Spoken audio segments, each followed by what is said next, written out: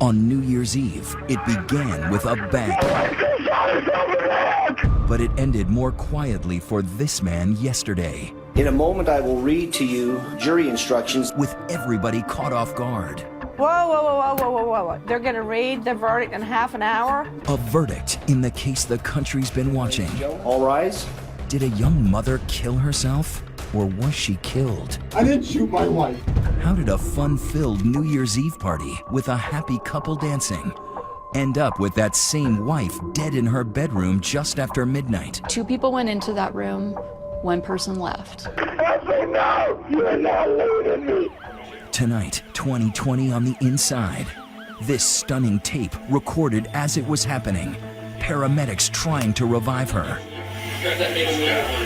The EMT taking us through that tiny bedroom. Bloodstain, there's a gun right here. Is there any sign of a struggle? And that explosive police video. You're accusing me of killing my wife. I'm not supposed to get upset. This week, the trial. With the gun firmly pressed. 4 years in the making. Now to a murder mystery, a husband on trial. And you're as close to being there that night as you can get. If she were to shoot herself, bang. But what's the truth? A shocking suicide? Ashley's own words, I just can't take this life any longer, proved that she committed suicide. Or this, what a teenage neighbor said he heard. I heard him saying, "Oh my God, what have I done? Oh my God, what have I done? I shot my wife." Which version of that night will you believe?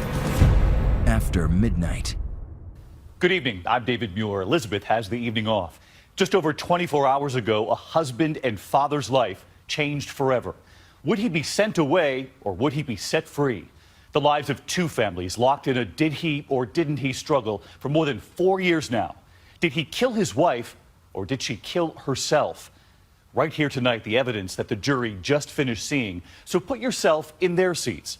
How would you have voted? The decision surprised many. Here's Ryan Smith. Drive north out of Denver on this 2-lane blacktop called US 85. There sits the tiny town of Evans, where locals joke the manure odor wafting from the nearby fields is no Rocky Mountain high. Something else smells strong here at the house where Tom and Ashley Fallis live, and it's not just the aroma of fine wine and other intoxicants being passed around freely on New Year's Eve. Perhaps the scent of a relationship turning sour.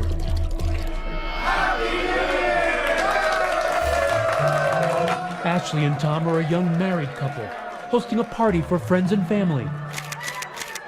They live in a subdivision called Grapevine Hollow, each street named for a famous wine, though ironically, not a vineyard in sight. Their house is on Zinfandel, a vino with lots of alcohol and a lasting aftertaste. Fitting, since when the alcohol stops flowing on Zinfandel tonight, no one will ever forget. Had you ever seen a case like this before? Something like this, the Ashley Fallis case? No, this has been an extremely high-profile case. James Redman has covered the story for the Greeley Tribune. But there are really 2 stories. How do people in the community feel about this case? Is it some people are on one side and others are on the other side? People here in Greeley and Evans, it's been a pretty vehement divide. People feel strongly one way or another. Both versions begin at that party. I met Tom at the door. He gives me a hug. I hug him back. Never did that before with him. That was fine by me. John Schmitzer, Ashley's uncle, was there that night, along with his wife, Peggy. It was just a casual party that they decided to have. And of course, Ashley's mother, Jenna Fox, and her father, Joel Ragundan. She was just vivacious and fun. She always made people laugh, made me laugh, made her mother laugh. The whole idea of this party was to celebrate how good things were going. It was a new year. They were happy. They were at a point in their life when things were going well for them. Seemingly the end of a tough few years. When Ashley met Tom on a dating site back in 2007, she was divorced, a single mother of 2 young girls. Tom brought something extra to Ashley's life. It was almost like he was a lifeline for her, right? Tom and Ashley, some of their friends were even jealous of their relationship and how affectionate they could be. It was a whirlwind. In no time, Ashley was pregnant with their son Blake. A year later, Ashley and Tom were married. I wasn't real easy around him. He didn't seem real friendly. So it's Ashley's spouse, so you show him the respect because that's who she's chosen.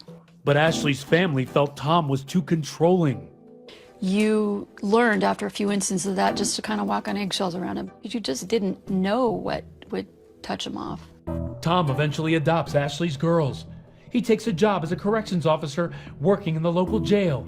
She's a respiratory therapist. But soon enough, life throws this budding Colorado family its first curve.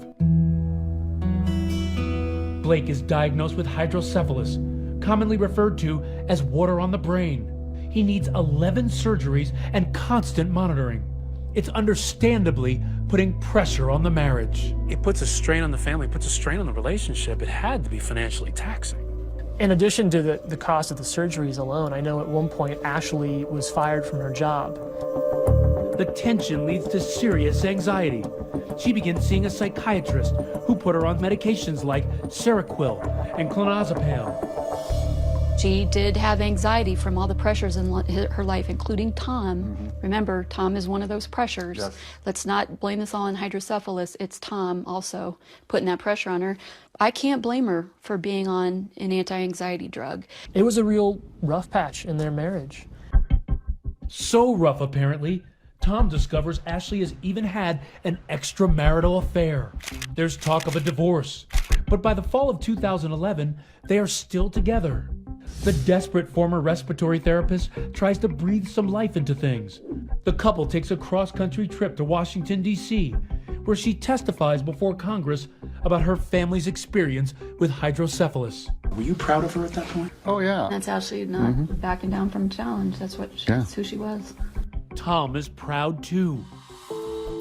Back home, Ashley finds a new job, and the couple seems to be healing. And then, an apparent Christmas miracle. Ashley believes she's pregnant and takes a home pregnancy test. Her tubes had been tied after her son. So totally unplanned, not expected. Did they want to have children? They were extremely excited about it when they got the news. That's why they were so ready to celebrate at that New Year's Eve party. But just hours before the guests arrive, a blow. Ashley says she's bleeding. She believes she suffered a miscarriage. This wasn't the first miscarriage or suspected miscarriage. Ashley was a tough cookie. I think Tom was far more Devastated. Or affected by it than Ashley was. Whatever she is thinking, Ashley is ready to have a good time. She has a few drinks and Jell-O shots. So sweet. Around 11, Tom and Ashley, seemingly feeling no pain, dancing together to their favorite song, 18th Floor Balcony by Blue October. But just an hour later, everything changes. Right around midnight, as the new year dawns, marijuana joins the party, and Tom is upset about it.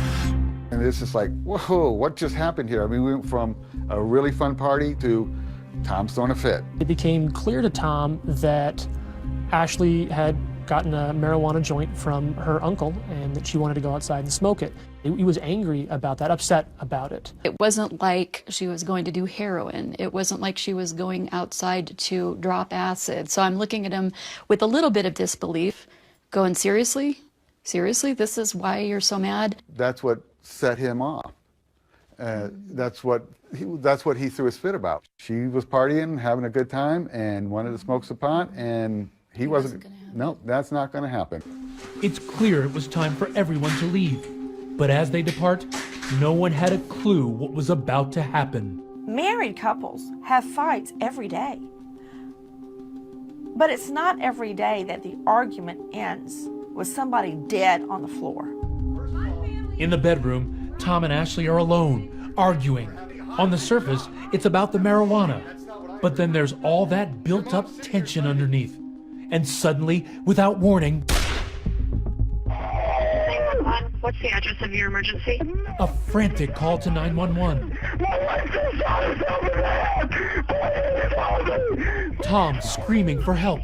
Help me now! Help me now! It's a gunshot wound to the head. He tells them it was suicide. You are not leaving. leaving me. You are not leaving me. Stay right here. You're watching actual video recorded by an officer's body cam as police and paramedics rush to the scene. Tom is removed from the crowded room as they work on Ashley in the narrow space between the bed and the wall. It was a very dynamic, fluid scene. There was a lot of people there. Her family had returned to the scene. There was some yelling and screaming going on in the front yard between Tom Fallis and family members. Tom is a powder keg of emotion, recorded hurling blame at Ashley's family outside. Meantime, the medics are lifting Ashley off the floor, rushing her to the hospital. Doctors desperate to save her life. But Tom isn't with her. He's in here, in a police interrogation room. I didn't shoot my wife! I wasn't even by her! When we come back, do the police think it's all an act? She's not here! Ashley's mother sure does. Do you feel like Tom got away with murder? Oh, yeah, absolutely. Stay with us.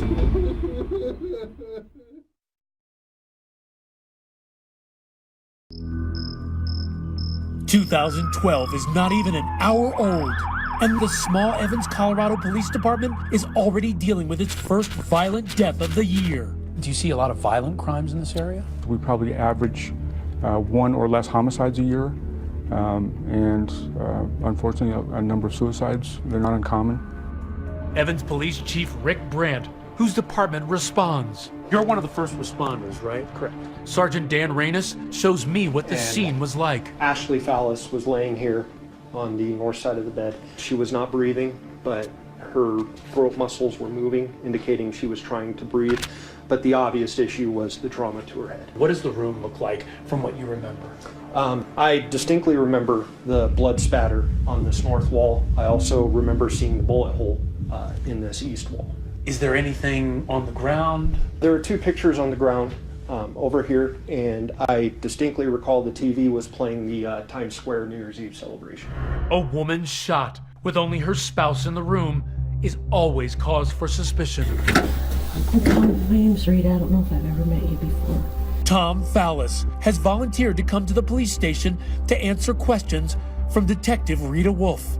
He's the only witness to a gunshot wound situation, so we want to hear what he's got to say. And what's your wife's name? Ashley. I want to see her. I want her to be okay. It's emotional. Tom is distraught, still wearing the blood-stained t-shirt, and at this moment, apparently still hoping Ashley will survive, as a video camera records it all. The video for this runs a couple hours, and there's a lot of emotion from Tom. I was just holding her. Are you suspicious of him at that time? I would say he was under suspicion at that time. You want to pin somebody down to a story, and then you want to keep going over the story to see if it changes. Tom's story starts with the trauma before that New Year's Eve party. So she was coming down today. Ashley devastated when she believes she suffered a miscarriage. We just could have lost, or had our third miscarriage. Do you know how depressing that is for a woman? Especially for Ashley, he says. All day she had been talking about it. Knowing how unlikely another pregnancy would be since she had her tubes tied after her son Blake was born, which Tom says was her mother Jenna's idea. Just one source of lingering resentment between them. This was no Brady Bunch, all right? Fallis did not get along with Ashley's family. There's just no two ways about it. Still, he tells Detective Wolf, Ashley was holding up okay most of the night. We danced to our song just an hour and a half before this. So sweet. But remember when Ashley's uncle asked her to smoke marijuana? That is when Tom says everything went south. She's wanting to do it because she's so down because she just had either a false positive or a miscarriage. That's when he admits he flew off the handle, yelling at Ashley's family as he stomps upstairs to the bedroom. I turned around and made a comment. I was like, you know what? She doesn't need to get high. She doesn't need to take your advice, just like she didn't need to have her tubes tied. Walked into her room. That was the only negative thing that was said the whole night. Now he says he goes into the walk-in closet to change his clothes. I was standing right there. At one point, he even sketches out where he was as Ashley enters. And she's the one, I'll do what I want. And I said, fine, do whatever you want. And I was pissed. I probably said, do whatever the you want. He says they're on opposite sides of the bed in the tiny room. Tom still lashing out at her from inside that closet.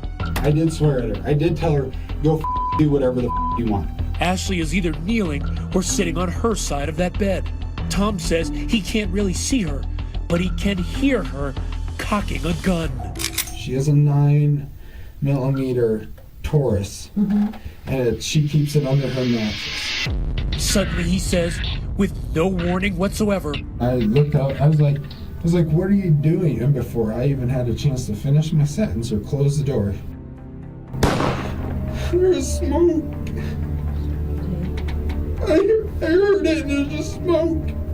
Tom says he tried to staunch the blood coming from his wife's head while he called 911. So you're saying no fighting at all, that she, for some reason, just takes a gun out and shoots herself? For some I already reason. told you what happened.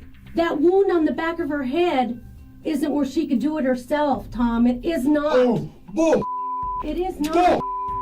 Bull.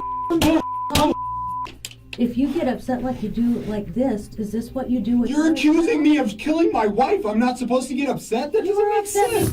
And that's when Detective Wolf reveals that officers have already learned something incriminating from a next-door neighbor. There was somebody awake, and they actually heard your argument and your conversation between you and your wife. Really, what conversation was that?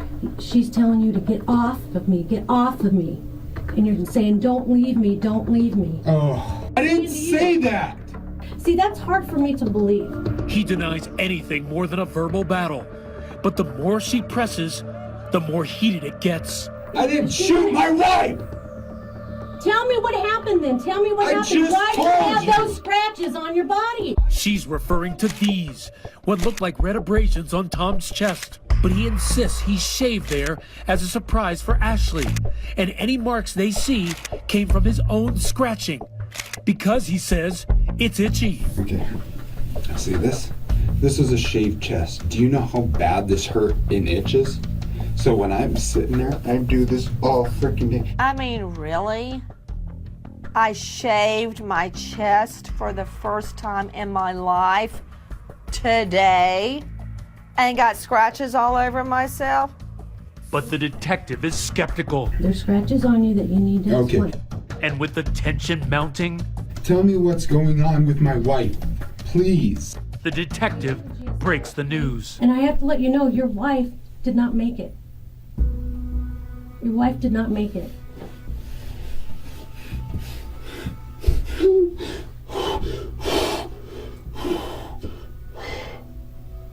She was breathing she was breathing when I was holding her. She was breathing. They told me she was breathing when she left the house. I didn't shoot my wife. I wasn't even by her. Tom is sticking to his story. I didn't do this. Oh my God, I'm telling you right now. After about 2 hours, the detective gives him a compassionate touch. And with still no admission of guilt, she has no reason to hold him. Tom is free to go. You let him go. Why? If nothing else, it didn't appear to be a solid or a clear homicide. And we knew we had a lot of work to do. Everybody that I've talked to said,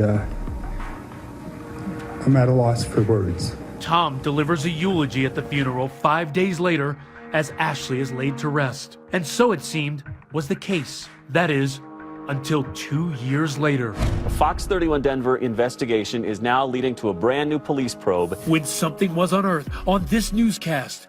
Actually, someone no one ever expected. Stay with us.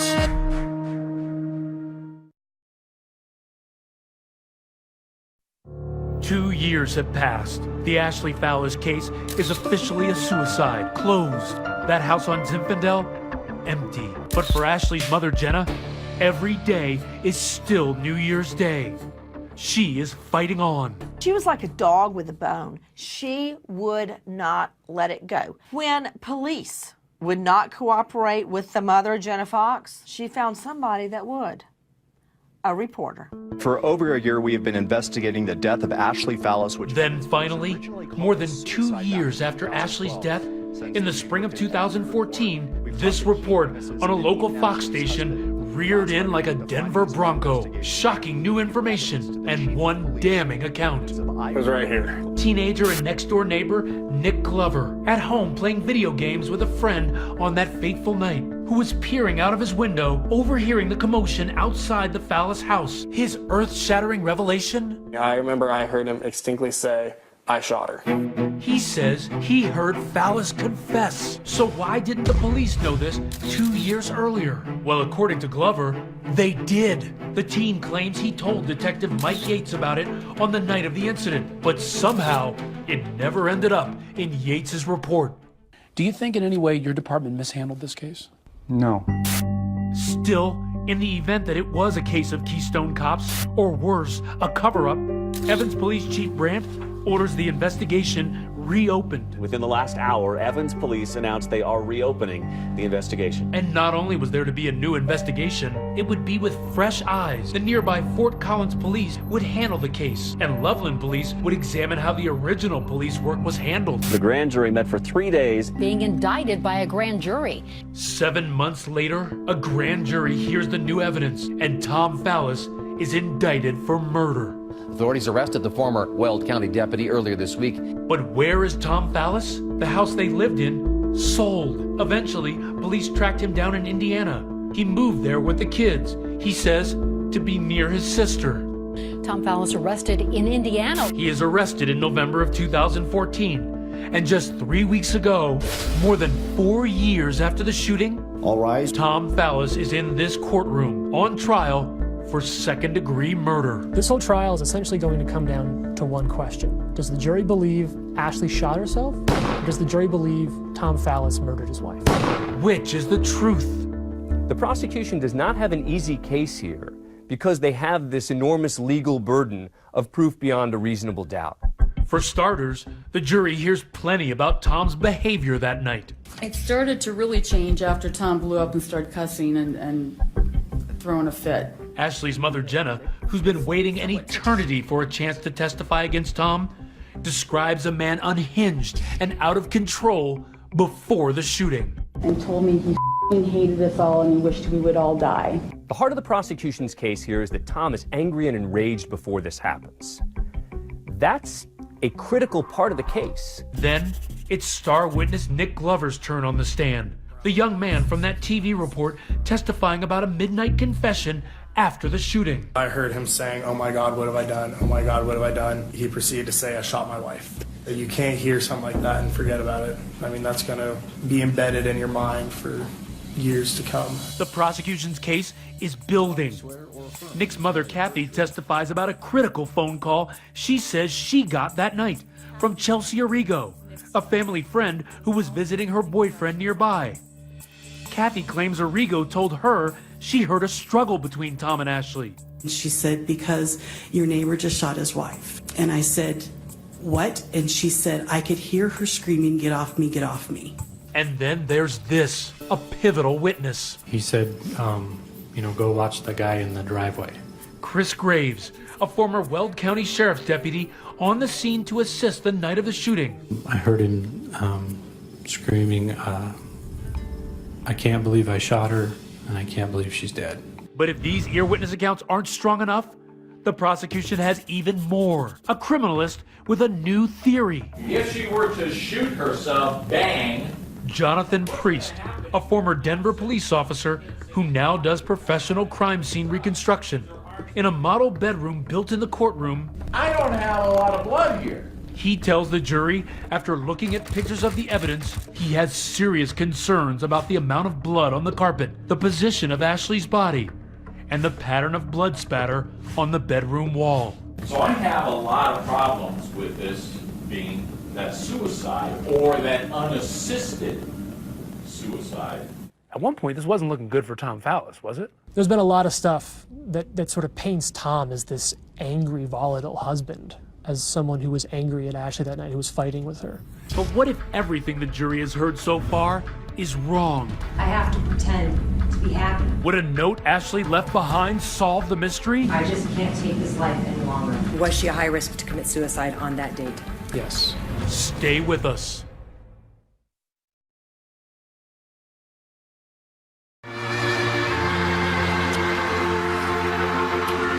When the ball dropped, ushering in 2012, no one knew it would be Dick Clark's last Rockin' Eve, nor did anyone know it would be Ashley Fallis's last one, too. Ashley Fallis, who mysteriously died after a family get-together. The 28-year-old found shot at her home in 2012. Now, during a trial more than 4 years in the making, and he's as angry as you can imagine, and it's all directed at her. Her husband, Tom Fallis, stands accused of her murder, and the prosecution is painting a pretty ugly picture. His chest is puffed up, his fists are clenched, he's red, and he's agitated. But their case is about to crumble. Tom Fallis did not kill his wife. The defense tells the jury exactly what Tom said from the moment he first called 911. Ashley shot herself. The jurors hear that entire 911 call. Some are in tears as they listen to the couple's screaming children that night. But Tom is obviously distraught himself.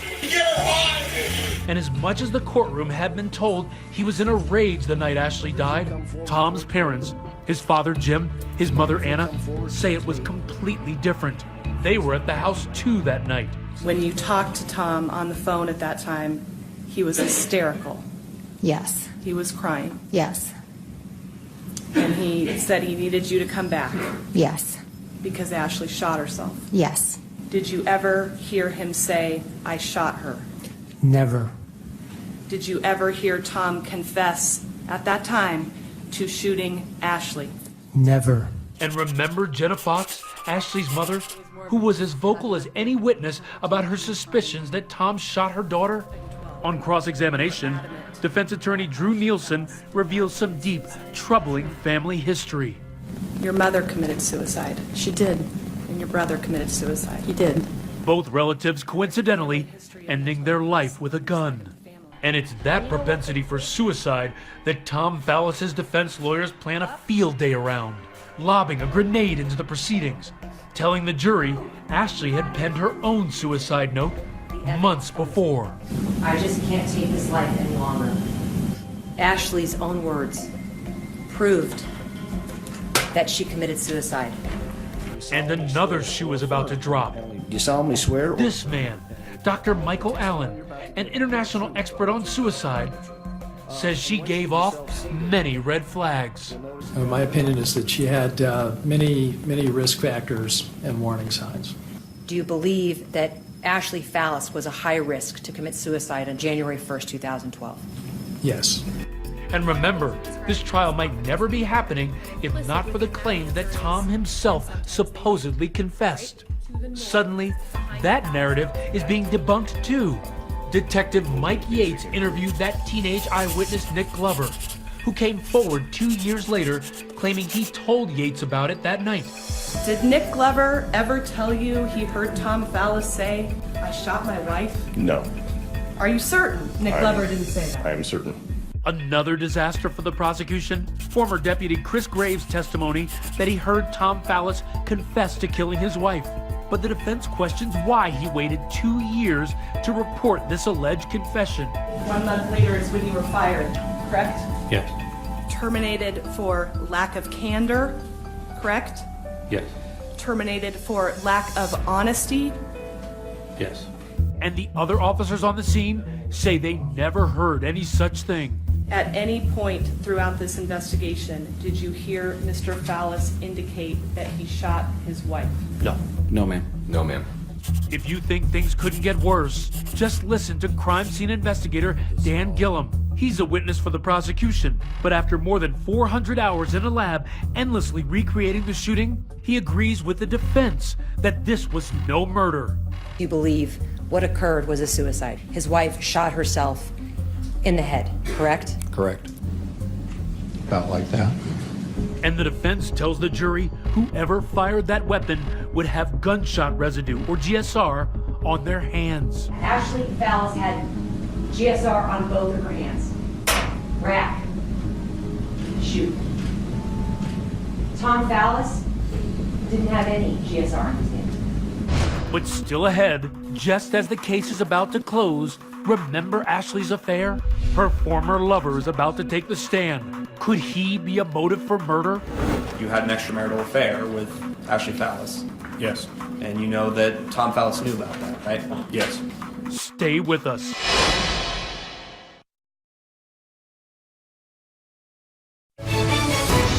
After Midnight continues, now on 2020.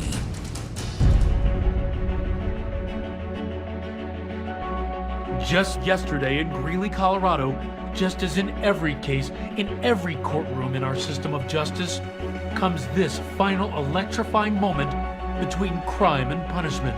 Ms. Crosco, you may make your closing argument. Thank you. The closing arguments, arguing, just like the people of this community have been doing all these years, ever since Ashley Fallis died of a gunshot wound in her own bedroom, her children just down the hall. 4 years, 2 months, and 31 days have passed since Ashley Fallis died in the early morning hours of January 1st, 2012. And after 13 days worth of testimony from over 40 witnesses, the responsibility in this case is yours. But now, Tom Fallis's freedom is on the line. The prosecutor gets the first crack. Chief Deputy District Attorney Anthea Carrasco, projecting a smiling photo of Ashley Fallis and her son, the youngest of her 3 children. The most important number in this case is 12. And that's the 12 of you.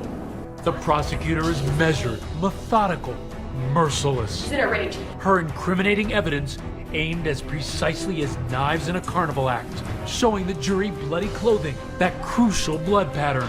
You know you've got blood in this area. The prosecutor even going down on her knees several times, demonstrating the impossibility, in her view, of Ashley shooting herself. She basically would have had to have been on the ground, knees pointing at the nightstand, turned this way to look at him across the bed. What's the problem with that? That's not what he said.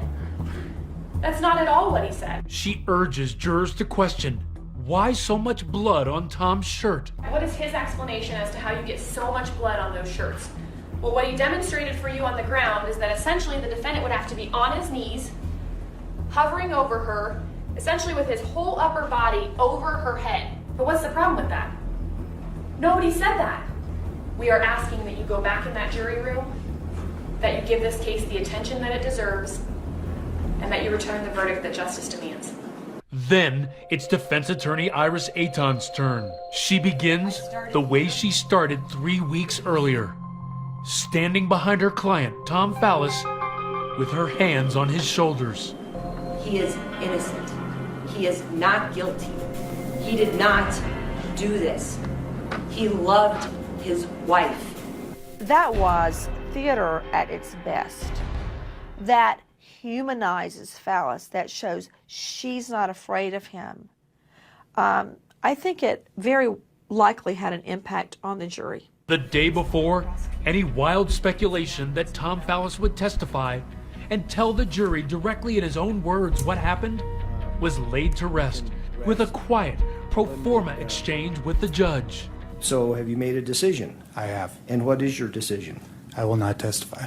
The defense may have felt they did enough damage to the state's case, not least with an 11th hour witness on the 11th day of the trial. We'd like to call Jedediah Pepping. They dig to the dirty laundry of Ashley Fallis, her infidelity just 6 months before she died with an old high school flame, Jed Pepping. Did you reignite a relationship with her?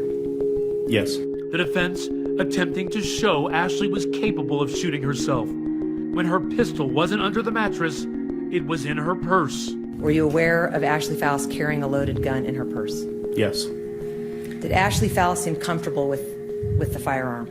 Yes. And now, Tom's attorney crowbarring the state's case apart.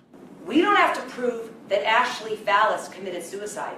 They have to prove that he had her gun beyond a reasonable doubt, held the gun to her head beyond a reasonable doubt, and pulled the trigger beyond a reasonable doubt.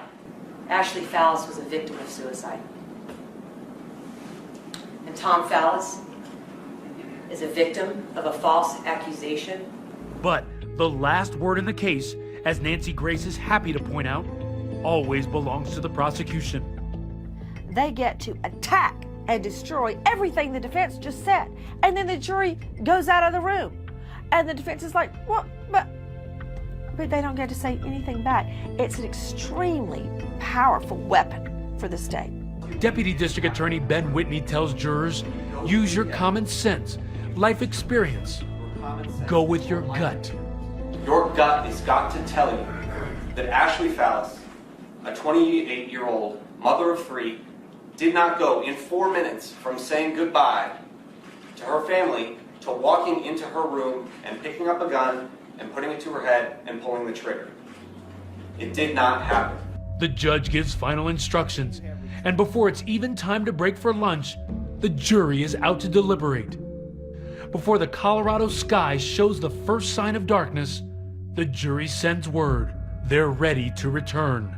We got word right as we were wrapping up our interview with Nancy Grace. They've got a verdict.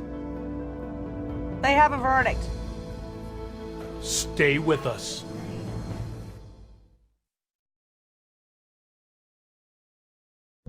For 3 weeks, this quaint Mexican cafe across the street from the courthouse played host to both sides, Ashley Fallis' family and the defense, during breaks in the trial.